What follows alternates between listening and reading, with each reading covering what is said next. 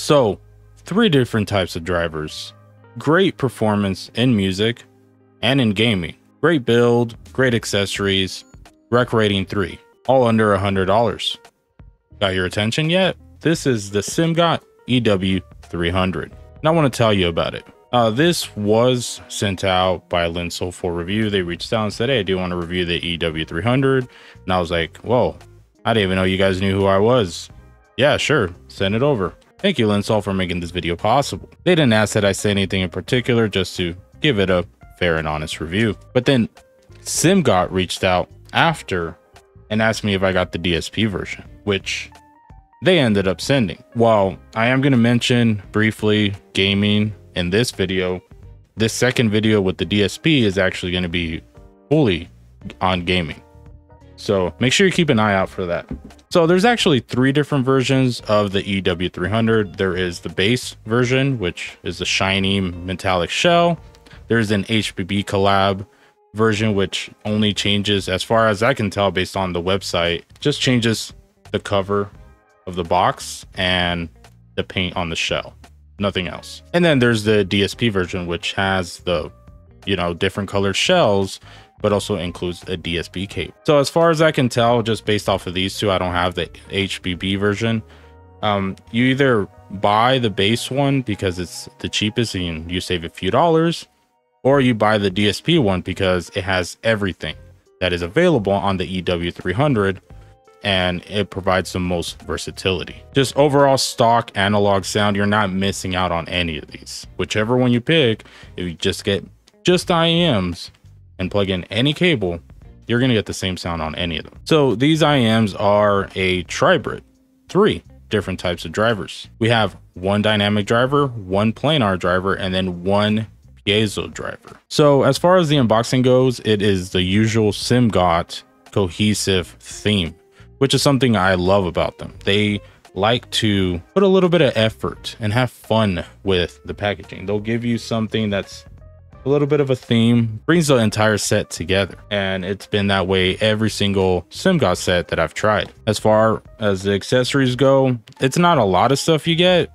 but it's good stuff, like good quality stuff, everything you need. Very nice cable. Usually Simgot's cables are actually pretty nice and great to use. Ear tips are good quality. You don't get very many though. There's a cable strap and a carrying case, and then the IEMs themselves, which are always built very well. Simgot IEMs feel rugged, feel heavy duty, feel like they're gonna last forever. They focus a little bit more on the function over fashion, even though their stuff looks great, but then also they focus a little bit more on the quality over the quantity. They're not gonna give you a bunch of accessories and wow you with a lot of generous offerings, but what they give you is good and it's what you need, and you should be good with everything right out of the box. With these sets though, you actually also get tuning nozzles. There's 2 different sets of tuning nozzles. We have 1 silver set and 1 gold set. For this review, sound performance, I'm going to be focusing on the gold set. There are some subtle differences, but it alters the sound signature enough to make it worth it. You can switch in between the 2 or just find the one that you like out of both and then stick with that one. But since the nozzles are removable, it also means easy access for any modding, just shove some stuff in there. Take the nozzle out and then just start shoving things in there and see how it sounds. If you have a coupler and you can measure IEMs, make that line go crazy. Make that squiggly line dance. So one thing though, while the build is great, Simgot IEMs, sometimes I have an issue with the fit. On some of their sets, they have a little vent, usually close to the nozzle. And what ends up happening for me is, depending on how I fit the IEM, I'll cover that little vent with my ear as I put it in, because it's usually just, it'll sit on the inside part at the base of the nozzle. So I usually have to tip roll a bit to make sure that the IEM doesn't touch my ear. Also, if you cover that vent, you're going to get driver flex, and I hate driver flex. It's like the worst thing in this hobby. Overall, this is exactly what you expect from Simgot with the build, accessories, unboxing. Everything is within character and no surprises here. All right, so let's go ahead and get into some graph sniffing. Let me bring up the graph for you. Boom. Funny thing, as of recording this video, I haven't graphed these yet. I haven't. I hate graphing IEMs. It is so annoying to do. Just kind of sit there, fumble with the stupid IEM, trying to put it into the dang coupler. And for what? For a squiggly line that people look at and immediately take at face value and make an entire judgment based on just that squiggly line. Like, why don't I just draw one? If I draw one and I don't tell you about it, can you guys tell the difference? Huh? Maybe, who knows? Maybe this one's real. Maybe it's not. You don't know.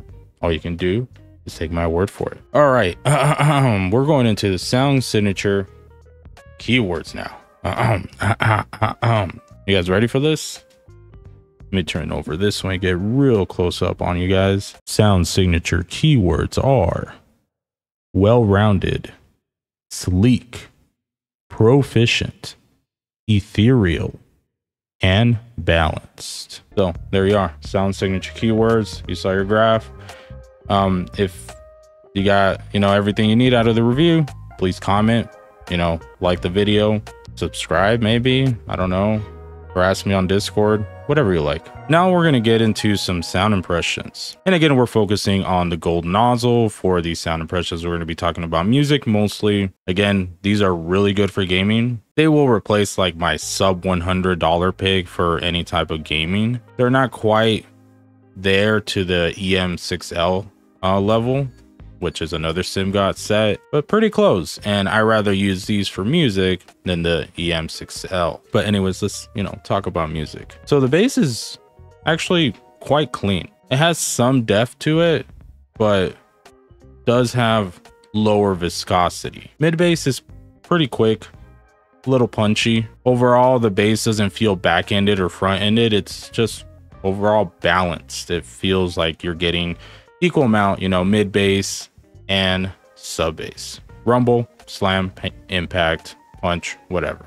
You're getting a good, well-rounded amount of all of it. Just the main concern is just that low viscosity ends up feeling a little bit, light and fluttery on some stuff when you would want a little bit more thickness. Mids are in similar character, full, but not lush, and again, just can end up being a little bit fluttery. They are overall pretty clear, and for the most part in the mix of the music, so not too pronounced or pushed forward. And it's the same with any vocals. Both male and female vocals are pretty well balanced, and in the mix, with female vocals being just a bit more emphasized, but only a bit. Overall set is very, very smooth, especially here in the mids. Nothing sticks out really. Treble is pretty safe. It is unexciting, refined, but feels a little bit restrained. There's not a lot of shimmer or sparkle, which, can sometimes come off as artificially boosted and just feels out of place. I do enjoy a good shimmer, but this set goes for the more subdued and subtle approach on the treble. Good extension, just not excellent or great extension.